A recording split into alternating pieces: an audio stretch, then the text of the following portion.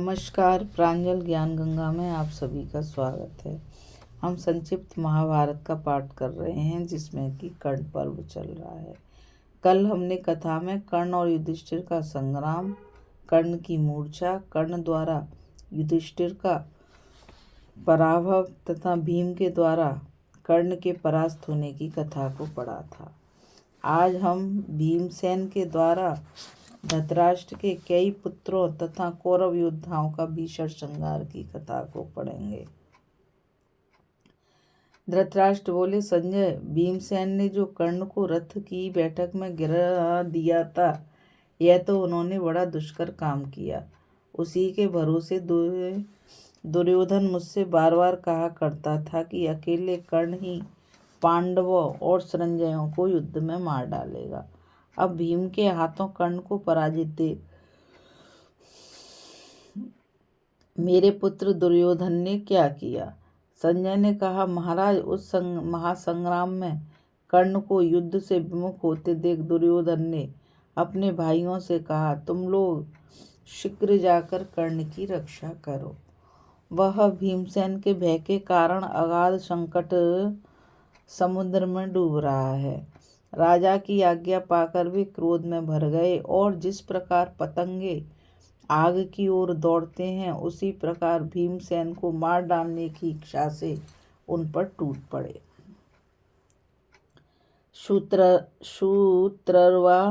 शुतरवा, दुर्धर, क्रात, विवस्तु, विकट, शम, निषंगी, कवची, पाशी, नंद, उपनंद, दुष्प्रधर्ष, सुबाहु, वातवेग, सुवर्चा, धनुर्ग्रहा, धुर्मद, जलसंध, शल और शाह, ये लोग सारथियों से घिरे हुए दौड़े और भीमसेन को चारों ओर से घेर कर खड़े हो गए। फिर तो नाना प्रकार के बाणों की झड़ी लगा दी। महाबली भीमसेन उनके प्रहारों से पीड़ित हो रहे थे, तो भी उन्होंने आपके पुत्रों के 500 रथों की धज्जियां उड़ा दी और 50 रथियों को यमलोक भेज दिया। तदंतर क्रोध में भरे हुए भीम ने एक भल्ल मारकर विवस्तु के मस्तक को धड़ से अलग कर दिया। उसकी मृत्यु होती देख सभी भाई भीम पर टूट पड़े। तब उन्होंने 2 भल्लों से आपके 2 पुत्र विकट और सह के प्राण ले लिए। लगे हाथ भीमसेन ने तेज के किए हुए नराज से मारकर क्रात को भी यमलोक भेज दिया। महाराज, इस प्रकार जब आपके वीर धनुर्धर पुत्र मारे जाने लगे तो रणभूमि में बड़े जोर से हाहाकार मच गया। उनकी सेना का संहार करके भीम ने नंद और उपनंद को भी मौत के घाट उतारा। अब तो आपके पुत्र भय से घबरा उठे। वे भीमसेन को प्रलयकालीन यमराज के समान भयंकर जानकर वहां से भाग गए। आपके इतने पुत्र मारे गए, यह देख कर्ण का मन बहुत उदास हो गया। उसकी आज्ञा से मद्रराज ने पुनः घोड़े बढ़ाए। वे घोड़े बड़े वेग से आगे आकर भीमसेन के रथ से भिड़ गए। फिर तो एक दूसरे का वध चाहने वाले कर्ण और भीमसेन में बाली सुग्रीव की भांति भयंकर युद्ध होने लगा। कर्ण ने अपने सुदृढ़ धनुष को कान तक खींचकर 3 बाणों से भीमसेन को बेध डाला। उन्होंने भी एक भयंकर बाण हाथ में लेकर उसे कर्ण पर चलाया। उस बाण ने कर्ण का कवच फाड़कर उसके शरीर को छेद दिया। उस प्रचंड प्रहार से कर्ण को बड़ी व्यथा हुई। वह व्याकुल होकर कांपने लगा। तदंतर रोष और अमर्ष में भरकर उसने भीमसेन को 25 बाण मारे। फिर अनेकों सहायकों का प्रहार करके एक बाण से उनकी ध्वजा काट डाली। इसके बाद एक भल्ले से मारकर उनके सारथी को भी मौत के घाट उतार दिया। लगे हाथ धनुष भी काट डाला। फिर एक ही मुहूर्त में हंसते हंसते उसने भीमसेन को रथहीन कर दिया। रथ के टूटते ही महाबाहु भीमसेन गदा हाथ में लिए हंसते हंसते कूद पड़े। फिर वेग से उछलकर वे आपकी सेना में घुस गए और गदा मार मार कर समस्त सैनिकों का संहार करने लगे।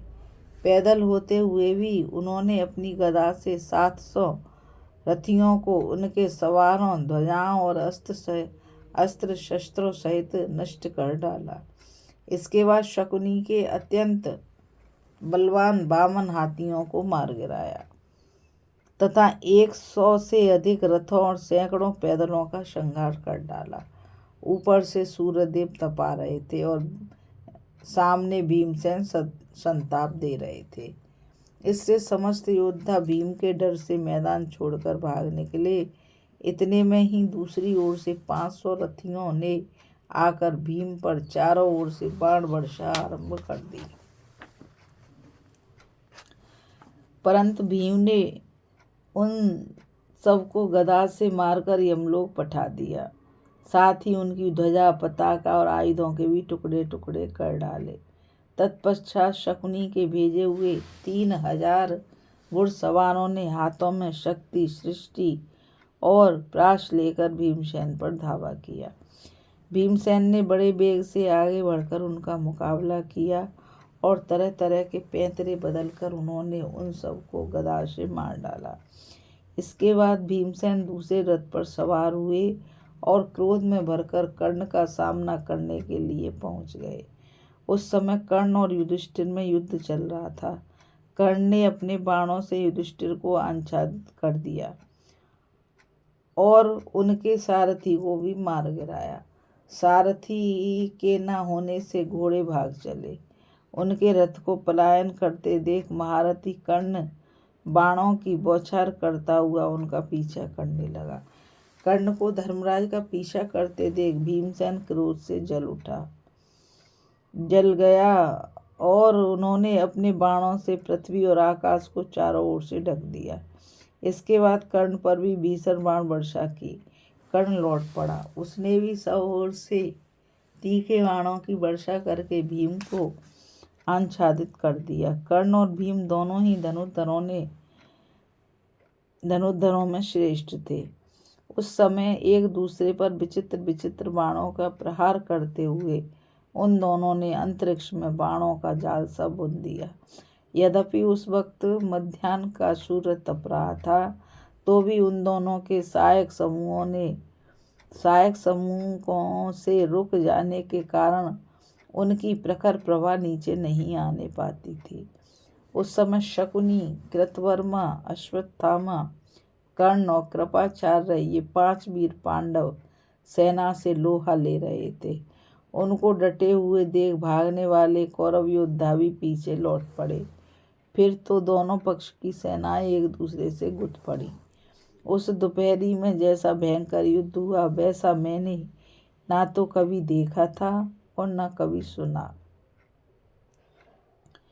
एक ओर सैनिकों का झुंड दूसरी ओर के झुंड से सहसा जा भिड़ा।